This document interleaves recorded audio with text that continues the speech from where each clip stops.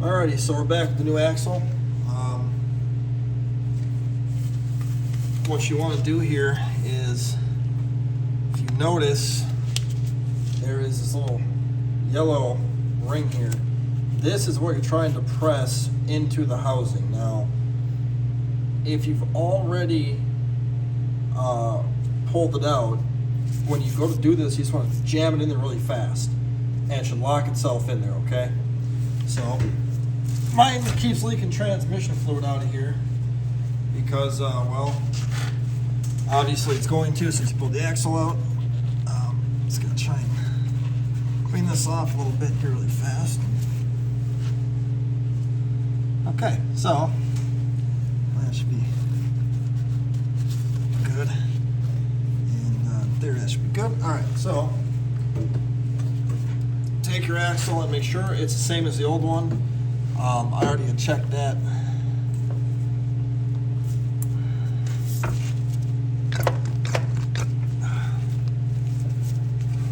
Let's lower this top a little bit.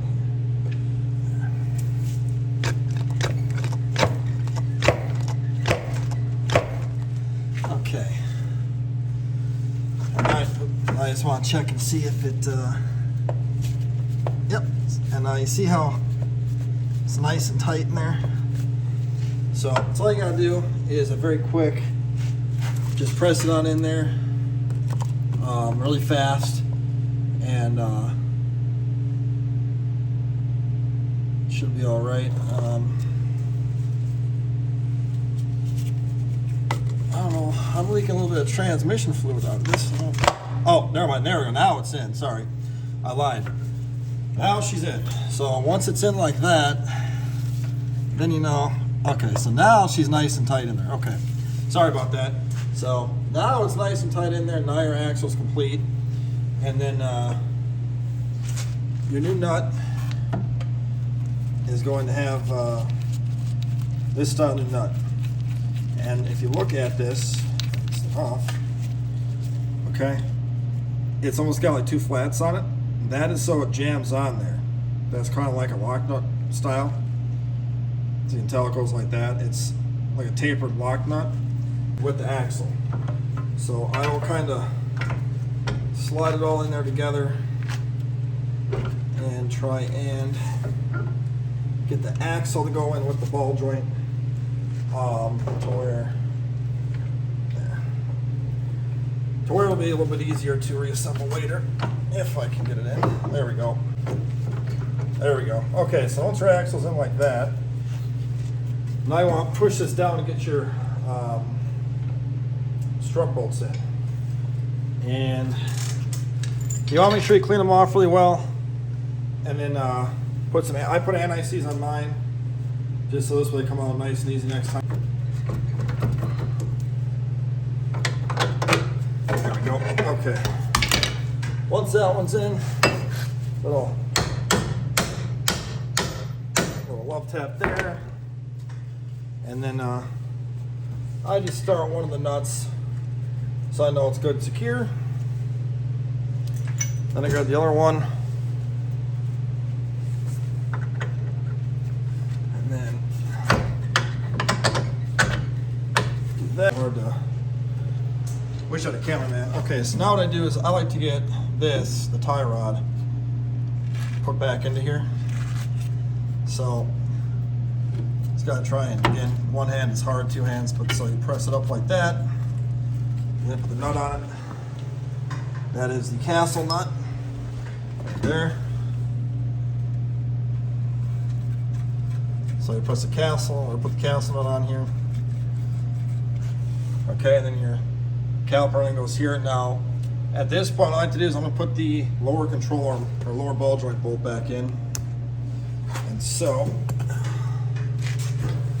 get you guys set up here to where, how well can you see that? Okay, you can see it good. Okay, lower bolt. Now, make sure it's in the groove on the ball joint. There's a slot on the ball joint right here. The bolt needs to go onto this so it can't pull its way out. So the best way to check that is, since it's both in there now, the controller should not move independently, and it doesn't. Okay, so once that's in, you take your lower controller nut, bulger nut, whatever, and put that bad boy on. If your heat shield is bent from pressing that bearing on, just re-bend it out, and you'll be fine. Okay, so now what I'm going to do is I'm going to tighten down the ball joint nut. So I'll use this. Oh, that's a 13. I need a 15. Where's my 15 at? 15.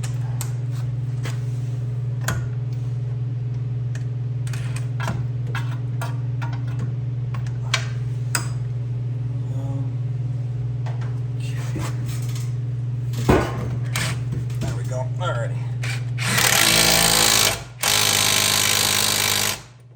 Make sure you torque that to spec. She's all nice and torqued down now. And now I want to torque down. That's a fail. Now I want to get that tie rod end done. And again, my hands are dirtier than, well, get out. But let's see. Okay, so 19 on this.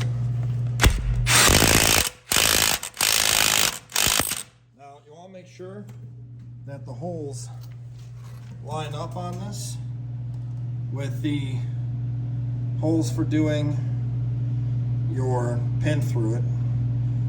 So you gotta put the pin through there, which I gotta get a new one. I do have them out there in the shop, so I will grab that. Okay, so I'm going to start the nut onto the axle. Do not tighten it down all the way, you gotta torque it down. I'm just doing this so that way the axle can't pop back out. Okay. Now I'll reassemble, put my brakes back up together. Rotor just kind of goes on. Also, my brake shield here is bent. I can hear it rubbing. Okay, so some of my shield here got kind of bent. And I don't care about this stupid shield at all, so we're just gonna hammer time it out of the way here, since you know, it's not doing much for us anyway. Okay, now, all right, beautiful. So now we'll cut the zip tie and get the caliper put back on here.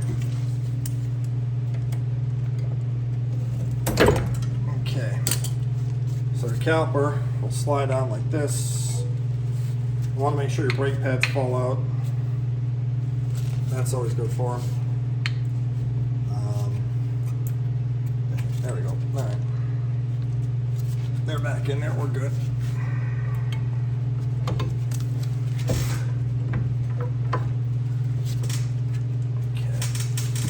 Now, up to you if you want to use Loctite on these. I don't, because the rust is enough mechanical Loctite for me to where I don't feel the need to add additional thread locker.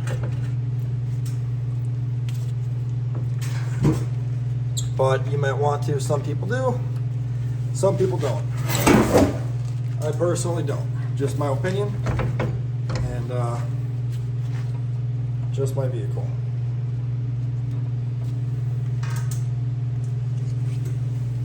If yours are rusty though, make sure you wire wheel them off really good so they're clean.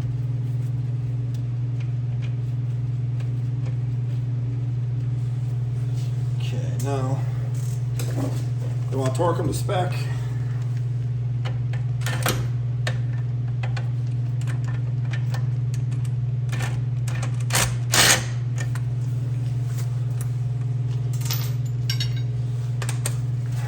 $19mm. Make sure you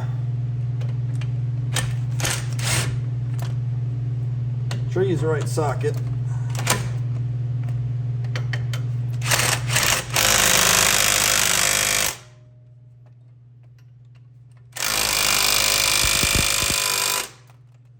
Okay, so once they're torqued to spec, sure you got nice and free. So these are self-tightening, not self-tightening, but self-holding, I guess you'd call them. So 15/16. Again, torque them to spec. That little metal bar there holds them to where they don't come out, and that's done. Okay, so now what you want to do is you want to put your brake hose back into its place. It goes back up like this, and then you get this 10 mil bolt. It goes into there.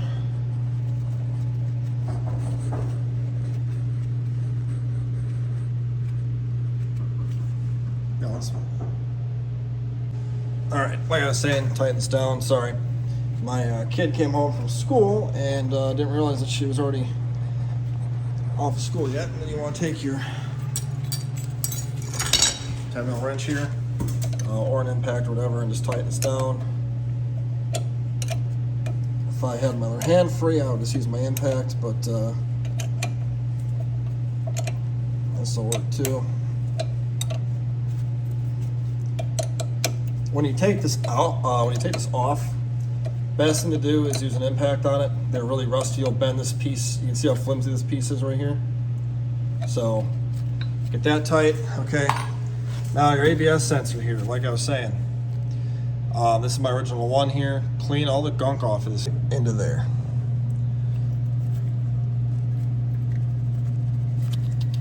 Okay. Now all you gotta do is take your little 8 mil nut, screw, I'm sorry, bolt, whatever you want to call it, and put it in there. It's kind of hard to get your hand in there, but you want to make sure you don't cross thread it or anything. There we go. This does not have to be uber duper tight, okay? A little snug will do ya, and you'll be good.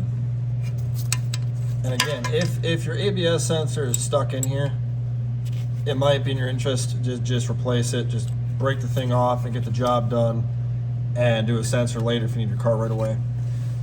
Okay, so now you got all that done, and like I said, I got to just put the pin back into the tie rod. We'll see you guys in a couple minutes. Okay, I looked it up. 258 foot-pounds of torque is what this nut torques to on the axle. The size of the one that I have is a 1 7/16. Fits on there pretty good. I impacted it snug. What you want to do now, take your wheel and tire. As you can tell, my tires are in just great condition. And pop the center cap out. Just tap that little plastic piece out. Put your wheel and tire back on. Take your and lower the car down so the tire is just touching, and then take the torque wrench and then torque this down to 258 foot-pounds. Pop your center cap back on. Torque down your tire to 100 foot-pounds is what these torque down to, and test drive it. Make sure it's good to go, and then you're all set. So, hope this helps you out, and hope that you have a good day. Like if you like the video, subscribe if you think you want to, and comment any questions or any information, and I'll talk to you guys later. Thanks for watching. Alrighty, we're back. Okay, so front of the vehicle, if you pop your hood, you'll have this. It says transmission fluid only, Mercon V, Mercon 5. Just unscrews, you pull it out. Off to the side it goes, okay? Get you a funnel, or dump it in like that, okay? Go to your parts store, get yourself Mercon V transmission fluid. If you notice, it'll say right there for Ford Mercon V. And then you're just gonna fill it up. I would put about 4 quarts in here. 3 quarts, do 3 quarts. And then run the vehicle, you gotta check it, idling and park. And when you put this in there, do not put it in fast, okay? One issue with this is that if you dump the stuff in here too quickly, it spits back out at you. And if you ever use Lucas in here, that stuff's even worse. I have a transmission service video on these as well, a link in the description below for you. This way, if you end up wanting to do a whole transmission service right away, and before you pull the axle out, you can just drain the fluid out and not have it spill all over the place, and then just fill it back up when you're done. Like I said, I do a little bit like this and be done, and just gently let it work down. You don't want to do too much or it starts to back up there, and then it'll blow bubbles and then come back up and make a big old mess. And ask me how I know. When I did this with Lucas back when I had my apartment, I was doing this when it was cold out, and the Lucas, man, it took like 2 hours to fill this thing up with the Lucas. Kept spitting it back up at me, and just a real pain in the ass. So, it's 1 quart. I'm not going to bore you guys on filling this up. If you want to see the whole fill-up process, go to the very end of my transmission service video, and I put all the quarts in there and run it and all that stuff like that. So, just want to show this part just if you want to see where to fill it up at. But yeah, so 3 quarts, run it, check it, and if it's not in the stick, keep adding until it's full. On the stick here, it's kind of...